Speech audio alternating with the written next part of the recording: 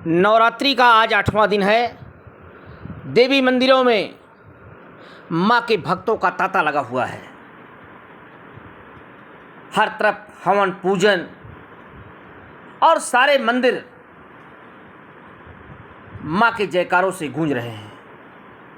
देश के कोने कोने में विभिन्न मंदिरों में पूजा अर्चना चल रही है और इस बीच शक्तिपीठ कालिकन भवानी धाम मैं आपको लिए चलता हूं, जहां पर भक्त आधी रात से ही मां की पूजा अर्चना में लीन हैं। भक्तों की भारी भीड़ है, सुरक्षा के कड़े इंतजाम किए गए हैं। दिन जैसे कि कहा जाता है अष्ट सिद्धियां हैं, अष्ट सिद्धियों की प्राप्ति हो जाती है। गौरी का पूजन सभी अमंगल का हरण करता है, इसीलिए विवाह इत्यादि या कोई भी शुभ कार्य करने के पहले हमारे सनातन धर्म में महागौरी और गणेश की पूजा की जाती है। इन्होंने घोर तपस्या करके माँ दुर्गा स्वरूप में जो आद्या शक्ति जो थी, उन्होंने घोर तपस्या करके जो है गौरांग रूप प्राप्त किया था, तो उसी समय उनका नाम गौरी पड़ गया। तो आज गौरी की पूजा हो रही है। ये माँ कालिकन धाम जनपद अमेठी का ही नहीं, अमेठी के लोगों का आस्था का केंद्र तो है ही है, अपितु कई प्रांतों के लोग यहाँ आते हैं जिनका आस्था यहाँ से जुड़ा हुआ है।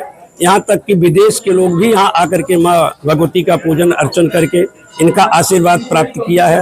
और कई भक्तों को इन्होंने जो यहाँ बच्चे क्षेत्र के हैं सुबह आरती में, शाम की आरती में माँ की व्यवस्था में लगे रहते हैं, धुलाई पुछाई इत्यादि में लगे रहते हैं।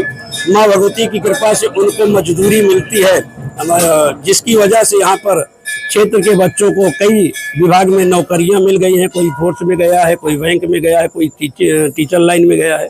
तो जो भी यहाँ धुलाई पुछाई क्षेत्र के बच्चे करते हैं या कोई भी करता है, तो माँ भगवती की कृपा से उसको नौकरी की प्राप्ति होती है। जिनके आंखों में विकार है, तो माँ के आंखों के विकार को दूर करने के लिए माँ के चरणों का नील लगाने से आंखों का विकार दूर हो जाता है, चश्मा उतर जाता है कई लोगों का।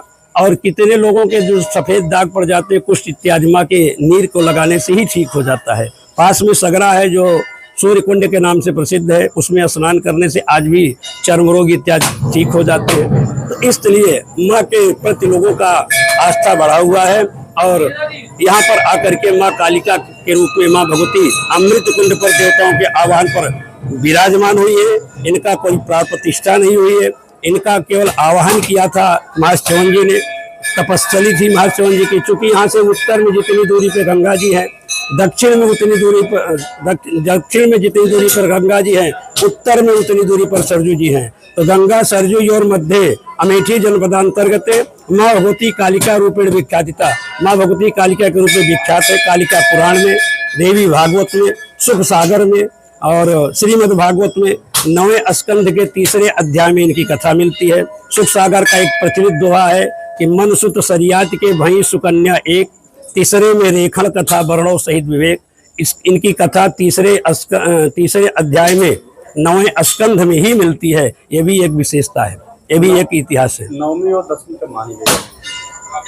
आज अष्टमी जो है मध्याह्न काल में जो अन्नपूर्णा परिक्रमा होगी, तो हवन की अष्टमी और परिक्रमा की अष्टमी आज मानी गई है। उदयातिथि होने के कारण कल जो है अष्टमी और नवमी का व्रत रख करके हवन किया जाएगा और शनिवार को पारण होगा।